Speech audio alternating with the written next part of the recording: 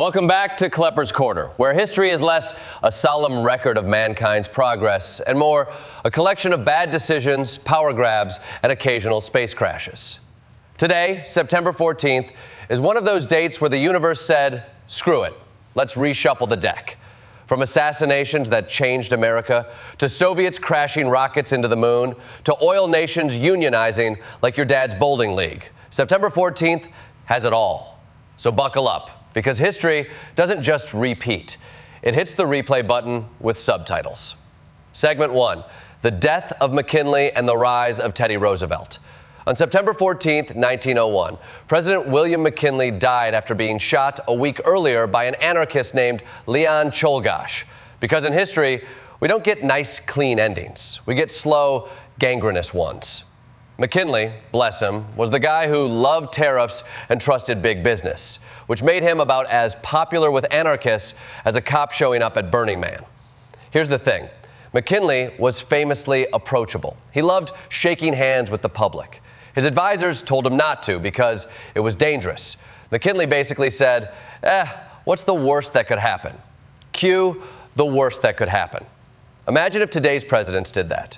Joe Biden wandering around a state fair shaking hands, or Donald Trump trying to shake your hand but demanding a $100 NFT purchase first.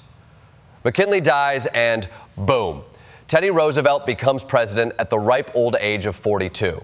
Suddenly, America goes from meh tariffs to let's wrestle monopolies like they're grizzly bears.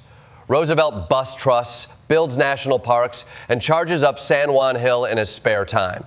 McKinley's assassination didn't just change presidents, it changed the entire trajectory of American politics. Without it, maybe we don't get progressive reforms, or the Panama Canal, or Teddy Roosevelt turning the White House into a frat house with stuffed animal hunts. And let's not forget, the Secret Service got their permanent presidential protection gig after this. Before that, they were chasing counterfeiters. Imagine showing up for work one day and being told, forget fake bills, you're on bodyguard duty now. Good luck with anarchists and rifles. Honestly, September 14th was the day America said, maybe we should stop letting presidents walk around like Walmart greeters. Segment 2, the Soviets crash into the moon. September 14th, 1959. The Soviet Union does what every American child with a telescope and too much sugar dreams of.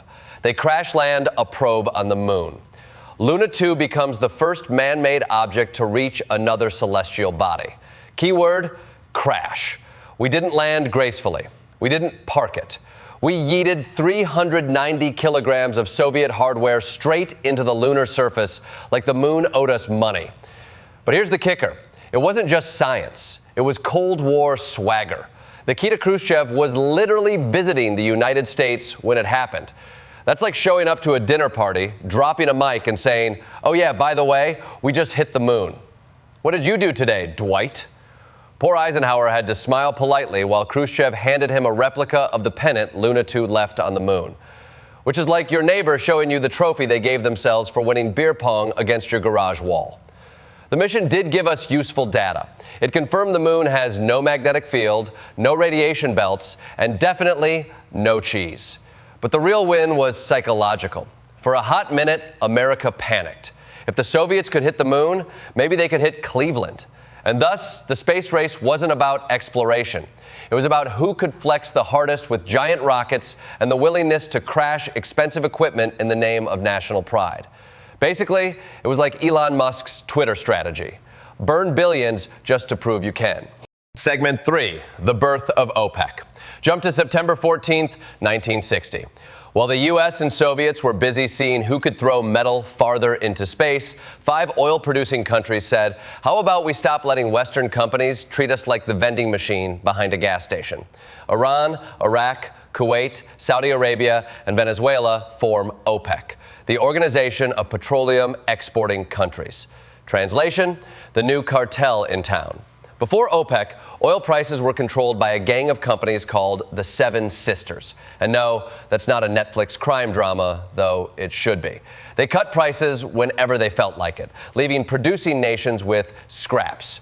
So these 5 countries get together in Baghdad and say, we're taking our ball. And by ball, we mean billions of barrels of oil. And boy, did it change things. OPEC basically weaponized oil. Suddenly, the world had to pay attention to the fact that the gas in your car wasn't just a local issue, it was global. The founding of OPEC was the international equivalent of a union strike, except instead of holding picket signs, they held the keys to your heating oil and your airline tickets. Today, OPEC still influences global markets, though it's joined by other players like Russia. But make no mistake, September 14th, 1960 was the day the world realized oil wasn't just fuel, it was leverage.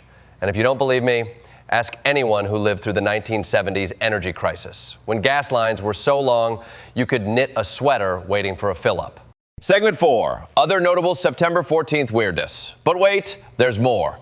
September 14th is packed tighter than a Walmart on Black Friday. In AB 81, Domitian becomes emperor of Rome after his brother dies, because nothing says family bonding like inheriting an empire. In 786, Harun al-Rashid becomes Abbasid Caliph, basically the medieval equivalent of leveling up in Game of Thrones. In 1829, the Ottoman Empire signed the Treaty of Adrianople with Russia, which ended a war and proved once again that Europe can't go a century without redrawing maps. In 1917, the Russian Empire was replaced with the Russian Republic. You know your monarchy's in trouble when even your vodka distillers start asking for democracy. In 1994, Major League Baseball canceled the entire season due to a strike. America without baseball? That's like France without bread or Florida without weird headlines. And in 2022, Queen Elizabeth II's coffin was moved to Westminster Hall for lying in state, which, let's be honest, was Britain's biggest line since the last iPhone release.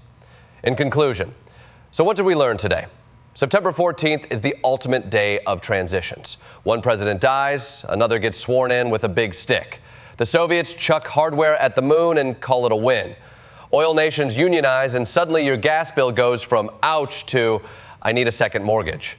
And in between, emperors, treaties, baseball strikes, and royal funerals remind us that history is one long series of people reacting badly to unexpected events. If there's one takeaway, it's this. September 14th is less a date on the calendar and more a cosmic reset button. Leaders fall, rockets crash, economies flip, and we're left shaking our heads, asking, why does this keep happening on the same day? History doesn't just repeat. It's got favorite dates, and September 14th is clearly one of them.